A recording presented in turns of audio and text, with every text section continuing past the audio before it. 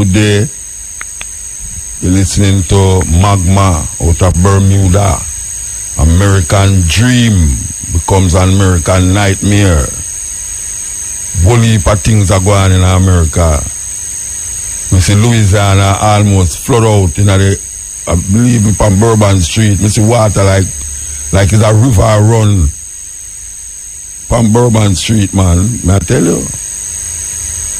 And then we see the COVID, the highest amount of COVID patients in the world. Gone over 3 million and something, 130,000 dead. And them behaving like stupid people.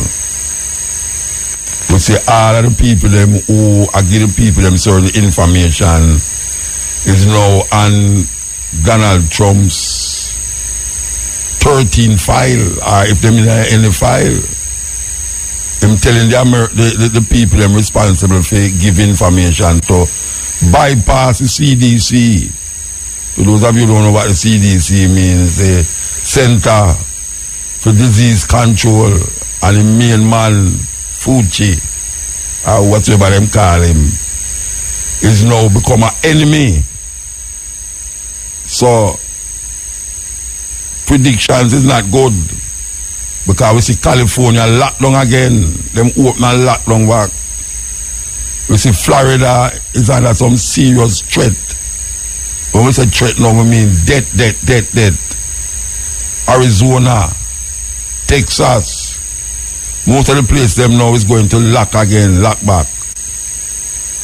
And meanwhile, we're watching that going on in America. We just hope that these opening up where we are doing so we don't get caught in that illusion that things is alright, so we can do certain things now. Because we hear Winston Remney, I say some of the people them who come is in places that them wasn't supposed to be, and them not following the thing about self-quarantine. Them self-quarantine, and you can see them in some places where them not supposed to be. But them thinking now to open the south coast with this corridor them talk about like what them do on the north coast. So we could see what will happen, because we can't take the whole heap of problems right now, because we have so much governmental problems that we have to face now, the corruption, the crime and the crimes. But we is resilient, and even though we ball and go on like this and go on like that, we always find a way out. Yeah, we always find a way out. So we just tell the people themselves to just hold fast, you know. Hold fast. Anyway, good afternoon. This is the Steppin Razor, the art of war. We start out late. I don't know why, but we start out late. So we're not going to make that confuse me.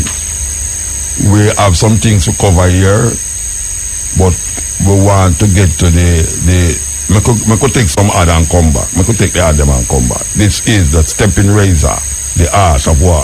Yes, may I tell you, Vibes Cartel coming through. An old vampire, Peter Tosh live all the while. Speaking of prisoner, I'm making the youth them come prisoners. About a week or two ago, we mentioned about a killing in a GP. I want to hear nobody say a hoop about it. I don't know if it's because a prisoner get killed, but I think it was the 4th of July. A prisoner was killed in GP by a warder. The name of the prisoner is Darren Brown.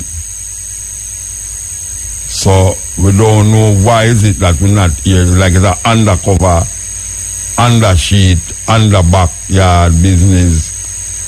Agwan. Darren Brown is the name of the prisoner. Was killed in GP. So we want to tell you about something what happened last week. A brethren call and we'll talk about the different The name, we don't talk about Queen Victoria. And I don't know, we don't hear this on the radio neither. Well, not that we don't hear it on the radio because I say it on the radio, but we don't hear this afloat around the place very much that the Queen Victoria statue is in need of some repairs. The Queen Victoria statue is in need of some repairs. Our Anne, gone. Not the whole life. Don't have the wrist part, I think. It's gone. And the government is sending for somebody, a foreign, to come repair it. Queen Victoria. For those of you who don't know who Queen Victoria is, she was the Queen of England. And that she's one of the ancestors of this Queen Elizabeth here, the second. But Queen Victoria was responsible for the first ship that went to Africa, and that man, captain named, well, I can't tell you about the ship first, because when I was a youth, I used to hear Rataman and say, Jesus, bring we come here. Yes, we used to hear that as a youth. I hear the Rataman and say, Jesus, bring we come here, you know, saying they're not with Jesus. When I grow now into Rastafari, I come realize a ship did name Jesus. A ship did actually name Jesus. And that ship was run, captained by a man named Hawkins. And it was sent there under the watchful eye of Queen Victoria. John Hawkins. Because in them days, to them name the ship them after some people in the Bible, you know, like John the Baptist. You have a ship named John the Baptist. But the ship Jesus, it says Jesus, took Africans and carried them to what we call in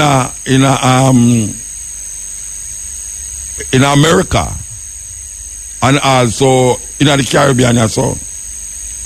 Queen Victoria, the road the pier, the largest pier was in the Caribbean, Victoria Pier, a Jubilee Hospital, Victoria Jubilee Hospital. It's Queen Victoria name of her. Anyway, so I did ask the brethren now, when we talk, where I say, all them statue there now, we don't really need to have them statue there because we have enough icons right now to satisfy our thinking and consciousness.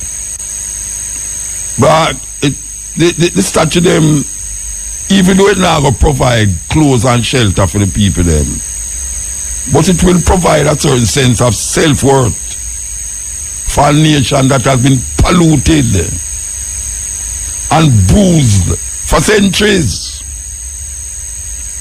Yes. It might not be a thing we say because them get rid of these things, the people them going to be more healthier. Well, maybe them be more healthier still because self-worth is one of the greatest things. When you're worthy. And right now, African people have no self-worth, no dignity, no pride in themselves. And I think that the getting rid of these colonial symbols and replacing it with things that the people them can relate to. You know, like Marcus Garvey Boulevard, you know, them kind of road there. You know, in a Corville, you have the names them of the artists them, you know, who did forge certain things in a Jamaica, musically. Now, if the youth them grow up and recognize these roads as relating to themselves, I think it's a help provide a certain self-esteem.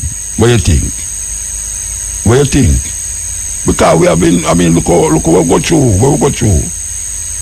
We need something for uplift the spirit. The white Jesus not doing it.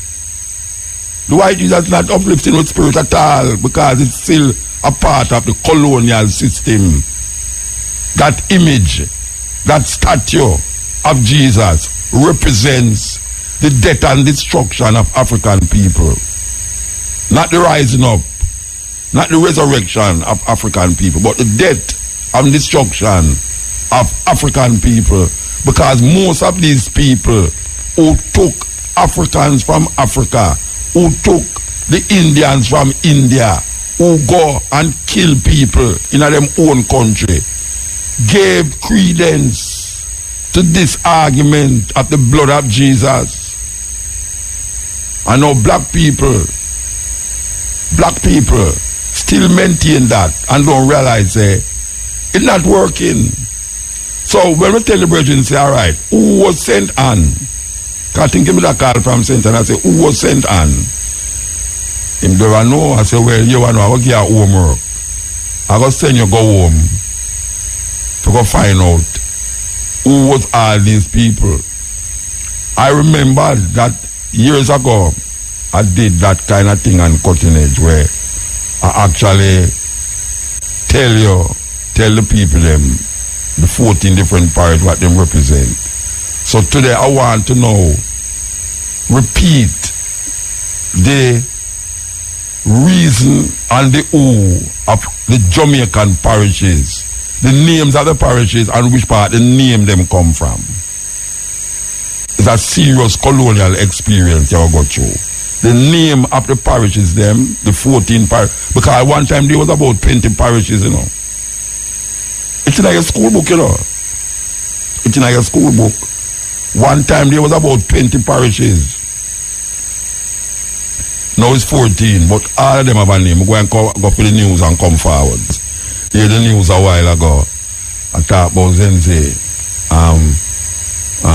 the Mandela's daughter.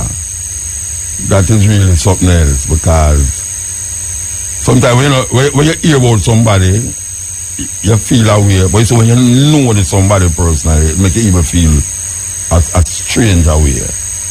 So when we hear she pass away, and because we know her personally, I say wow. But now them I say she could have underlying things are going, and the COVID just finish her off. Like most people know where we are here about, you understand? It's not the COVID that kill you, know, it's the underlying thing where you have. And we hear about, especially black people, Latinos, in America right now, the people them that are affected, the death ratio is amongst black people, Latinos, and the Hispanics them, and we know why that happened. Because of them eating habit. Because them say the obesity that confront these three groups in America. Because when you look on it, white people live in a certain area where them can spread out. White people have money, can buy certain food, go old foods and all them something like. Black people have to go just well, them don't have to, but a McDonald's run this. Hey, you ever watch all that? You ever watch all that? It's funny, bread I eat it. When the whole heap of gravy upon the bread and it look like blood I run down upon them and all them something there. Anyway, black people over the years, what we say? Them used to say brown people now. People of color. People of color mean people who is not white. That's how them color people. And may I tell you, say, you see, over the years, the racism that exists in America and the opportunities that is extended to white people and the areas where black people live, it's not because them want to live there, you know. It's just how the system set up and designed to continue racism that will keep one set of people controlling the next set of people. Now you see, the obesity problem we confront people of color in America, they must show you say That is why the death ratio is so high amongst this group. Because, me remember when I just go to America, man. I'm a tour, I'm go out in Atlanta. Because when you go to Atlanta, you know, there's some black woman over there where you say, wow, the black woman, them look good over there, you know. Years after when you go back there, you know, Rasta, I tell you, say, it look like a ball run through the place. Because everybody look like a ball.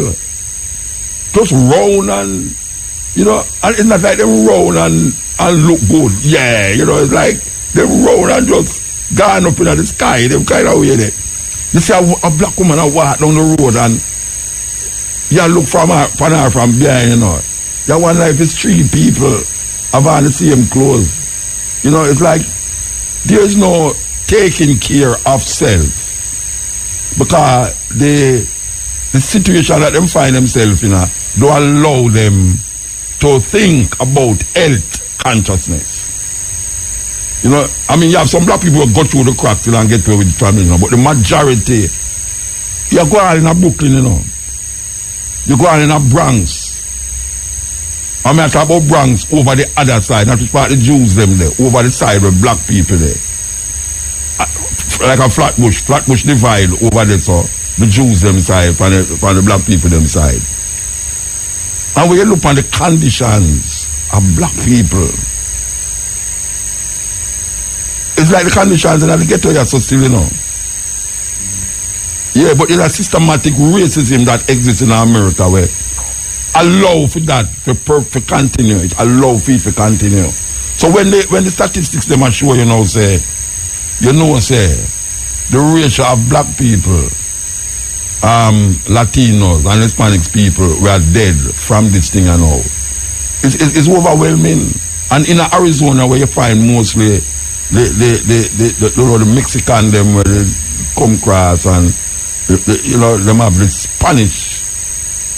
Arizona is a kind of Spanish colony like, you know, and the people them down there, even though them talk English, but a whole part of them talk Spanish.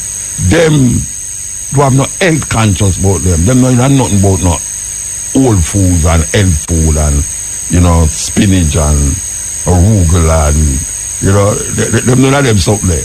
Just give me a lump sum of food. Me hungry, me no want nothing to make me feel hungry. So as much as me can eat, what will make me feel hungry, me go eat it. And it's a whole heap of starch and all sort, you know, protein and all them things there. We catch them. So when you look on the health aspect right now, the COVID catch them. And the obesity, which is that demonstrates in America, they must say the obesity catch them. The three set of people them, when we just mentioned, the obesity catch them. And that is why you find it so much black people. It's not a conspiracy. It's something where it's embedded in American tradition. The racist mentality of Europeans in a country that is not theirs. Where them kill the Native American, them put them on reservation, put a smallpox in a blanket to wipe them out and them still there. Where them fight and take the people them land and control the land.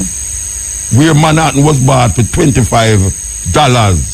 Manhattan, one of the main, what them call it, metropolitan area of the world, was bought for $25.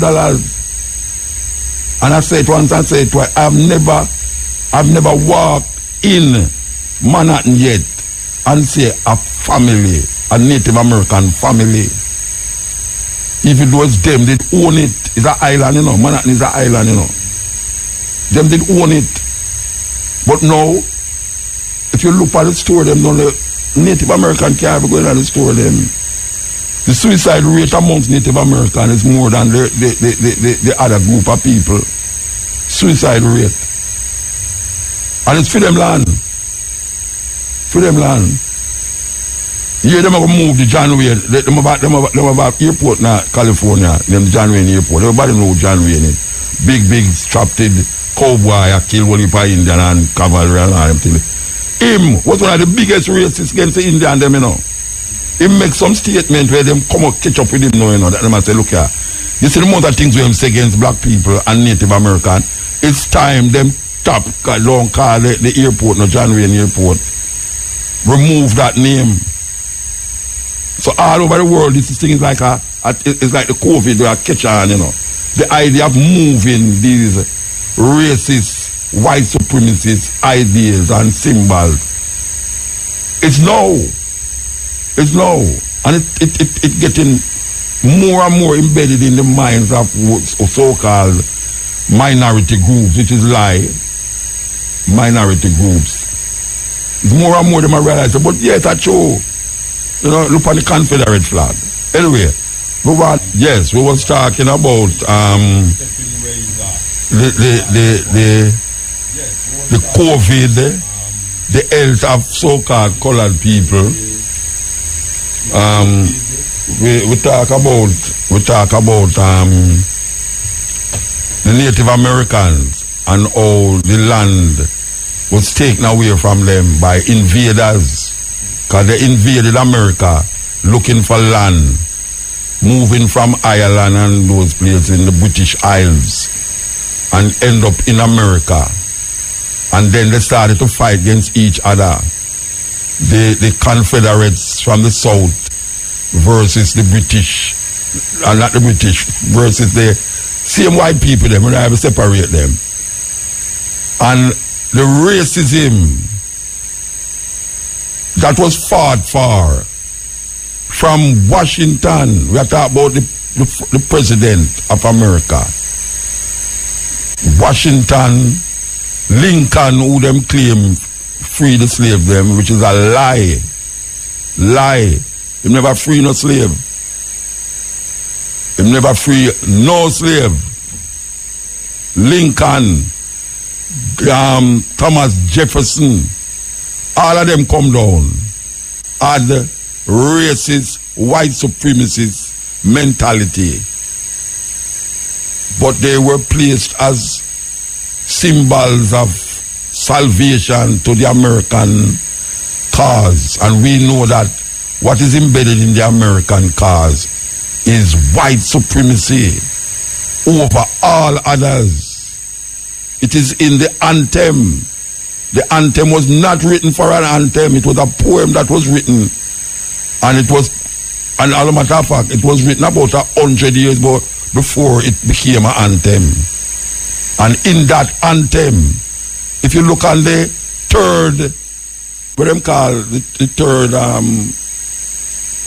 everybody know me I talk about, I can't remember, the third chorus, the third line, the third, you know, in Jamaica we're going to verse. Yeah, verse. In Jamaica we're going to sing one verse of the anthem. If you ask most youth, what's the second and third verse, they don't know. But in America, there is a line that represents how white people saw the Native Americans and black people, especially black people. And that symbol that you see create a whole heap of alabalu a couple weeks ago where the Governor General have on that symbol. That symbol represents part of a religious belief by white people where them have a white angel, St. George, have him foot in the neck of a black angel, where them would call the black devil. In him neck him have them foot. And that represents a symbol of white supremacy.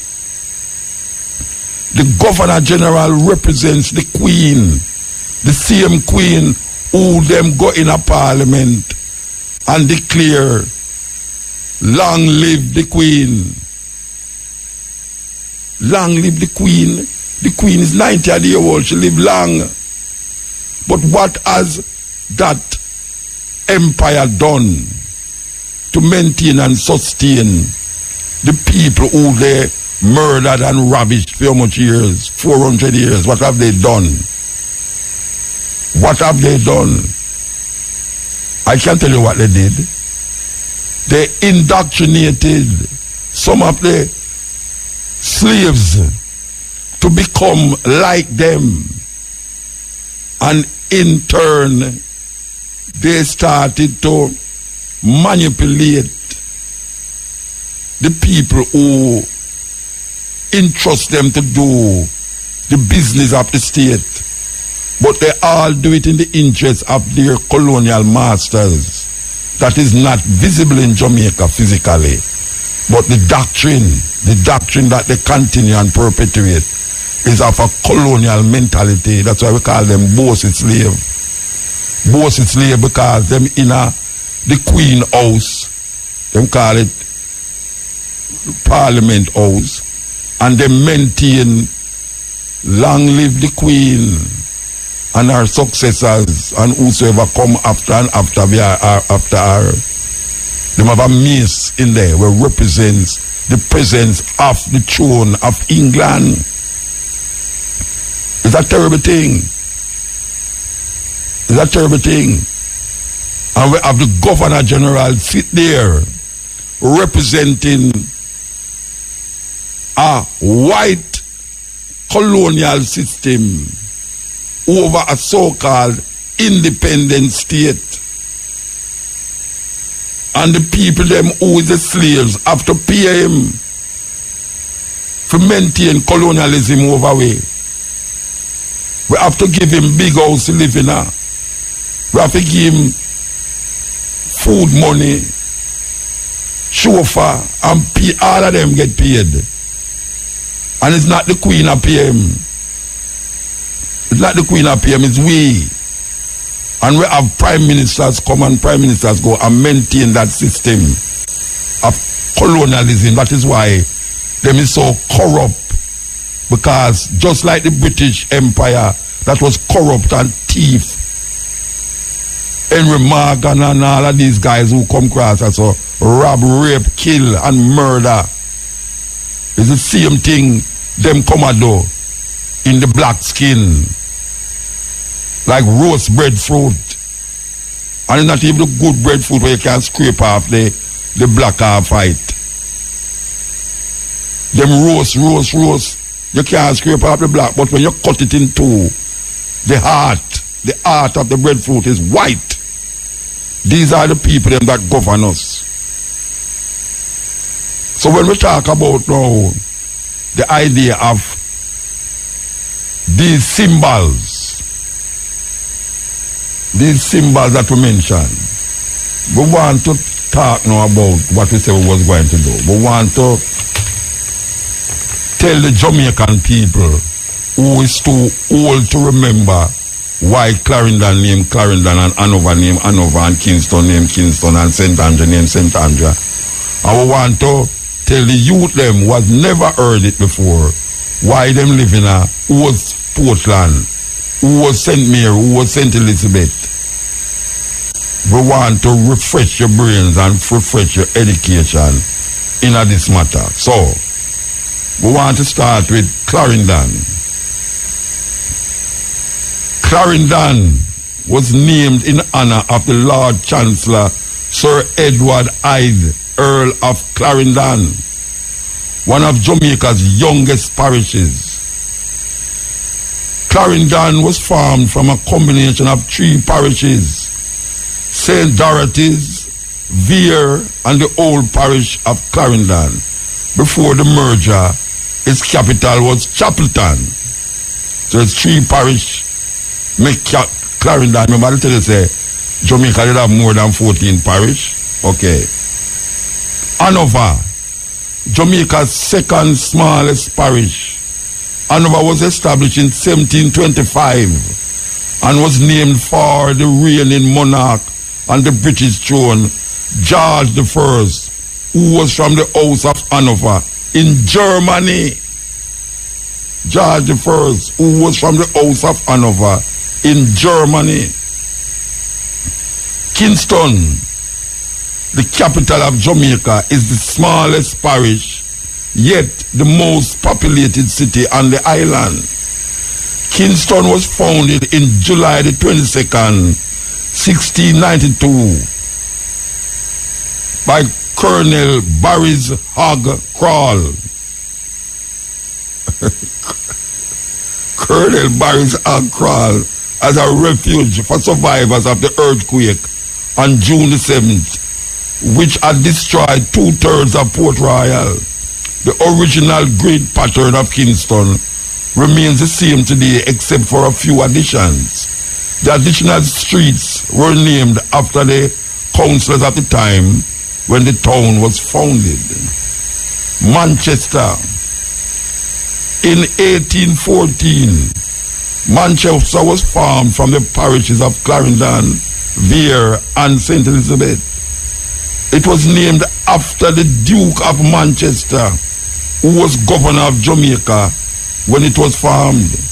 Can you imagine that? All of these guys, because them was that the parish, the old parish, either name after them or where them come from. It was named after the Duke of Manchester, who was governor of Jamaica when it was formed. St. Andrew. St. Andrew was one of the first parishes in Jamaica to establish by law in 1867 before being established. It was known as, guess what it was known as? Ligani.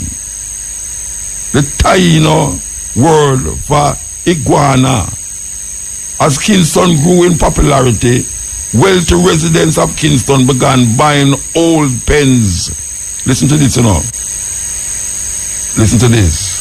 As Kingston grew in popularity, wealthy residents of Kingston began buying old quote-unquote pens in St. Andrew. Quote-unquote pen originally referred to a farm where livestock was kept. And until recently, many areas in St. Andrew were still called pens. Pen soon came to be considered a derogatory term for places where people lived, and many of these pens were renamed gardens. Now I can tell you about when my granny used to live at Jones Pen, which is Jonestown.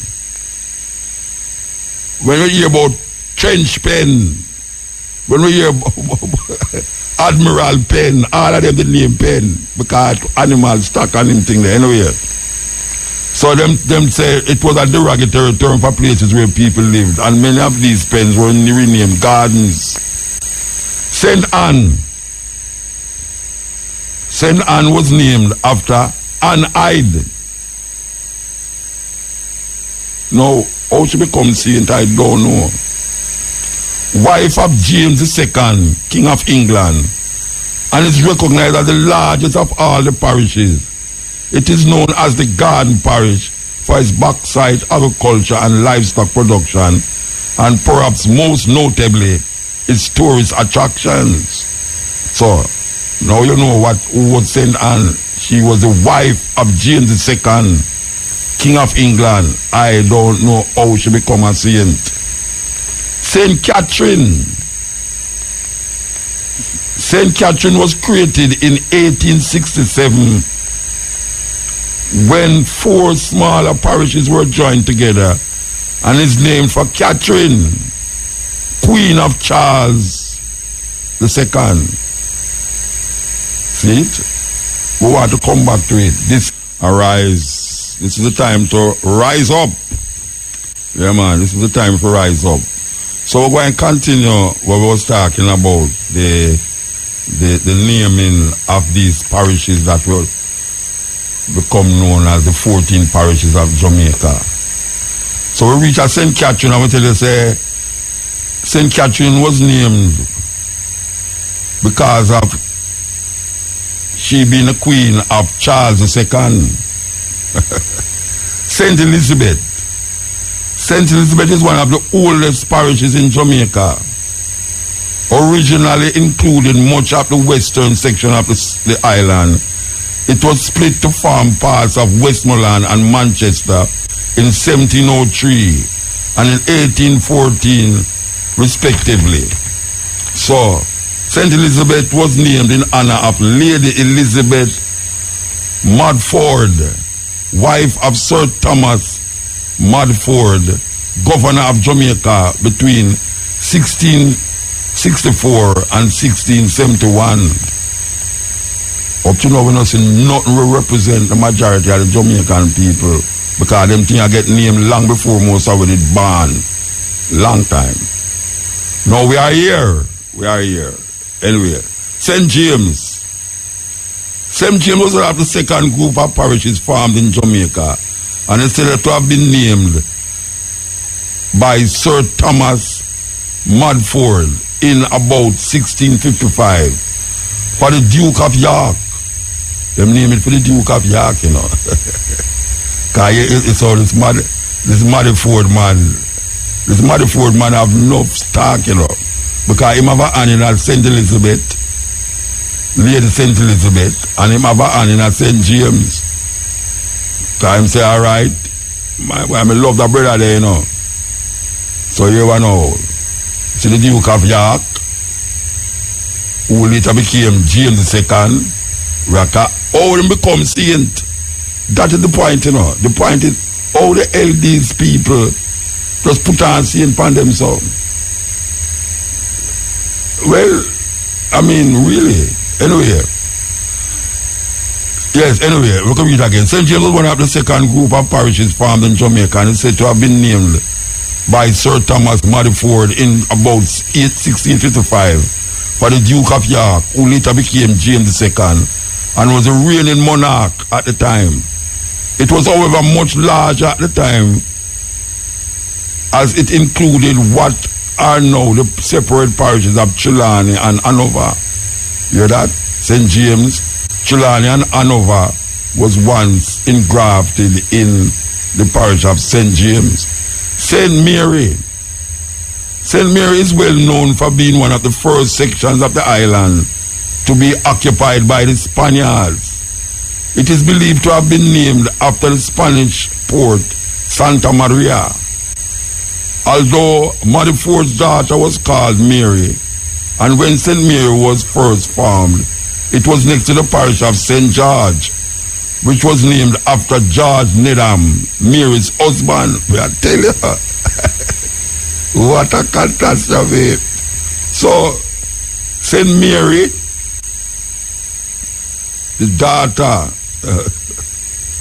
although his daughter, Madford's daughter, the man have enough argument in a tree parish. St. Mary was first, when St. Mary was first formed, it was next to the parish of St. George. We have a St. George again, which was named after George Needham, Mary's husband. Trelawney, established in 1770. This parish was named after William Trelawney, former governor of Jamaica. Westmoreland. Colonists named this parish Westmoreland in 1703 after the English took over the island from Spanish rule in 1665. It is likely that it receives its name as it was the most westerly point of the island. Savannah La Mar, the capital, was developed as a port from which sugar was exported and dates back to around 1730. Portland. Portland was named after the Duke of Portland, governor in 1723, the year of the parish's formation. Portland is a parish located on Jamaica's northeast coast. It is situated to the north of St. Thomas and the east of St. Mary. Now, it's interesting to stop at the Portland thing a little. Lord Portland, one of the family of the original Duke of Portland, came to Jamaica and got in parish. And the Maroons, in at this modern time, and when I talk about 50 years ago, we are talking about since me depend this program here. Since me depend this program here. The Maroons sit with this man, Lord Portland, and the treaty that them did sign who them claim say a trick them get tricked because they never can read it and them not put the X there. These Maroons can now read and them re-sign the treaty in a Portland, sit down with this white boy named Lord Portland.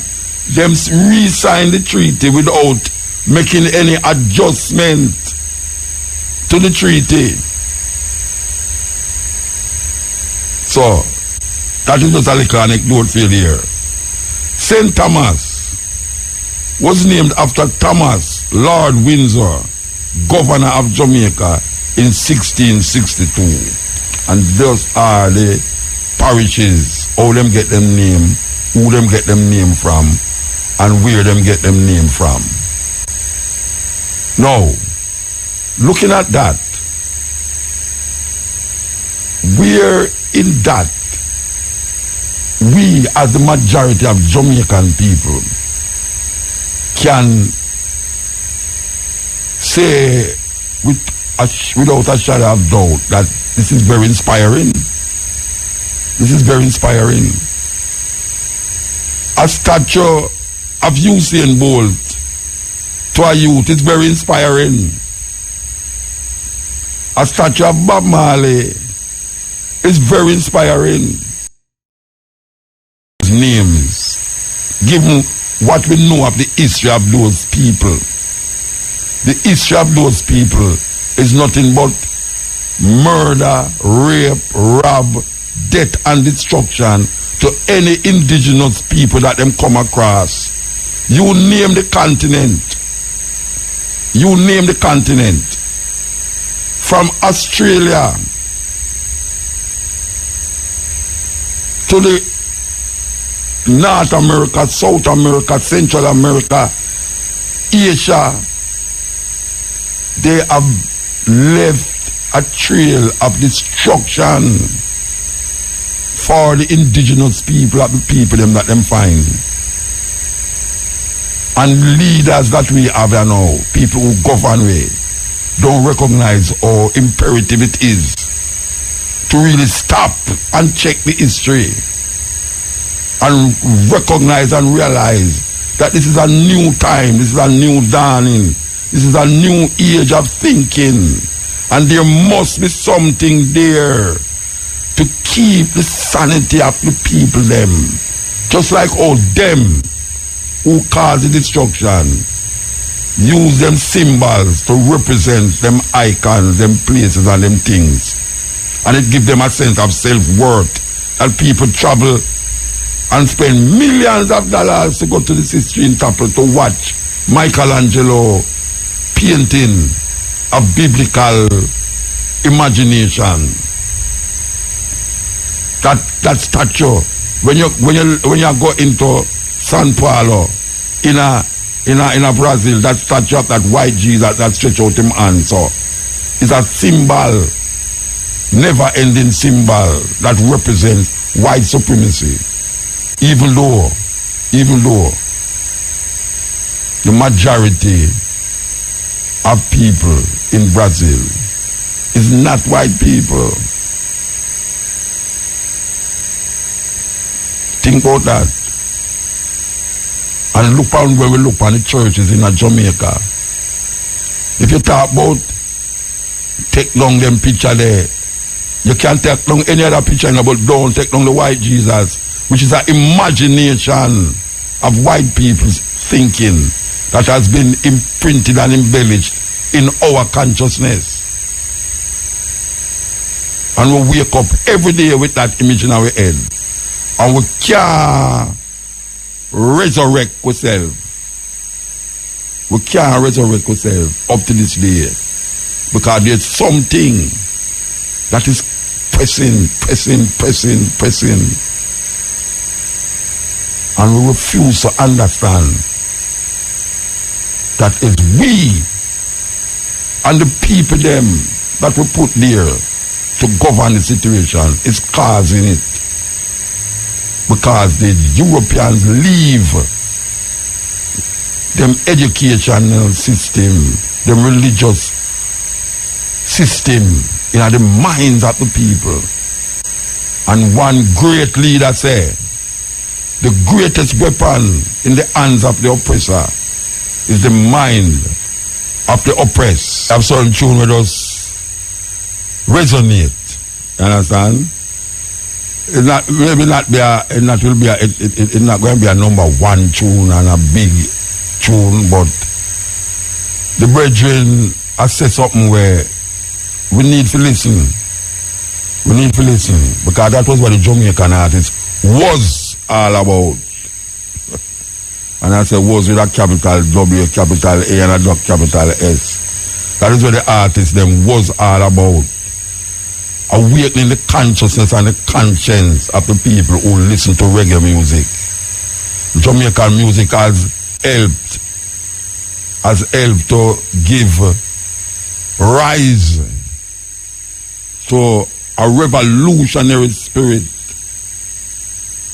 where you find oppression and oppressed people.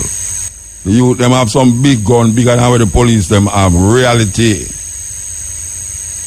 And we see Mr. Harris Chang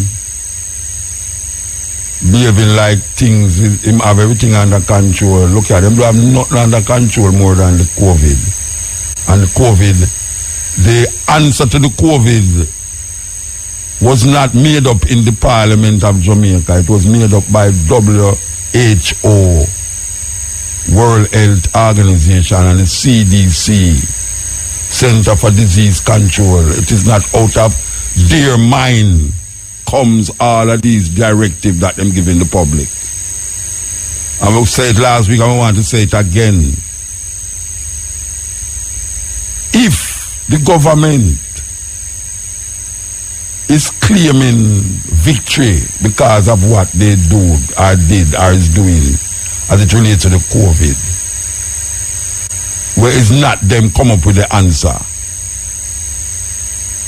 What is happening to the biggest scourge right now, the biggest virus right now that is in Jamaica, that has killed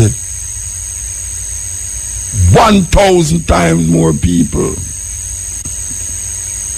than this COVID? Over an average of 100 people die every month since January to now, making it about 600 and odd people murdered in Jamaica.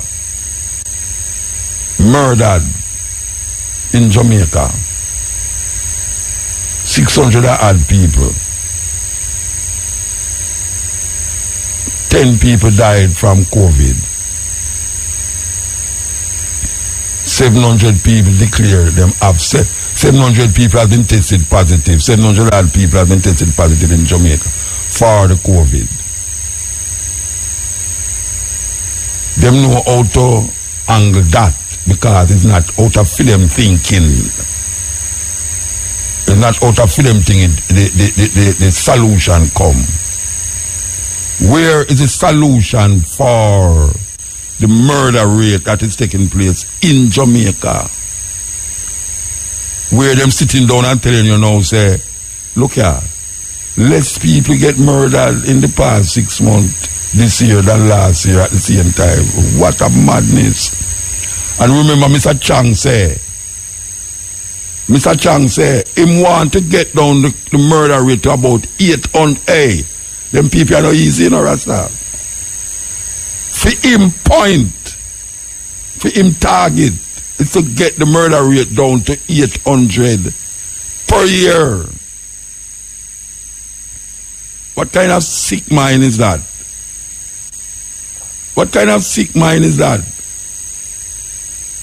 800 murders, so him don't see, him say, where am I doing say, in comparison to 1,000 and odd, 800 is an acceptable number. It's madness, total madness. Meanwhile, him again say 200 guns. Yes, I depend it again. I depend it again. 200 guns coming to the island every month according to his intelligence. Whosoever is giving him that Them do have no intelligence. Neither him, because what? Long. Shamara is trying to get some numbers from the people them who suppose they can tell me how much guns them get since January until now. Long we are trying to get the numbers from them. And I'm now going to say that they are refusing to give us the number. They're refusing to do it. They are refusing to do it. So I have to come back now and I am saying to you now that if them can't give away the numbers of gun them get from the criminal them since January to now, we are left to assume, deliberately assuming, that them don't even get 200 guns since the year start. And it's 200 guns them get every month. I want to know where them get them figures from. There's no figure like that. Them going on like them have intelligence. But them do have no intelligence. Them do have no intelligence. Them just come up with some figure and say that. And we know that the murder rate is real in Jamaica. Real. And them want us to say them doing a fine job.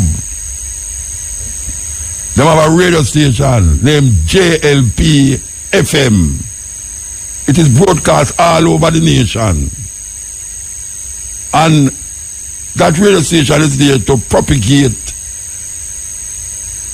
the fallacy and the false narrative that them doing a fine work. Yes, I call it Jamaica Labour Party FM radio broadcast.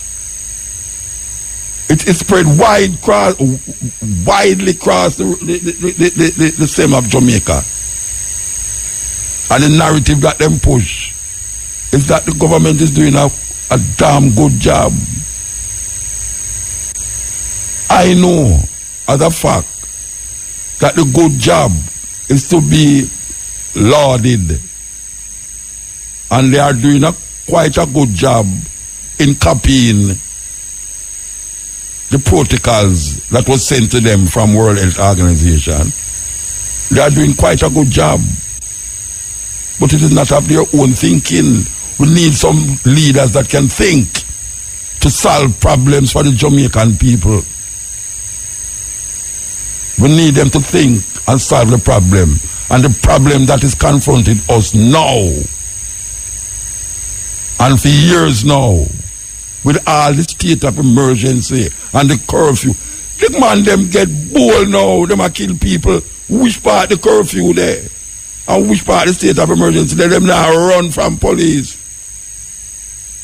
Them and police are run from them. The gun them get prettier now, China. And them know how to dismantle the gun and put it back together faster than anyway. Man where they are upper camp. What the hell them brainwashing the people? Them I know them all coming with the next election. And that is what it is now. Them coming with the next election. And them is riling up the people again. Riling up the people, and all we can hear is corruption there, corruption here, corruption almost everywhere. And we insist of holding on upon the two of them. We're holding on upon the two of them like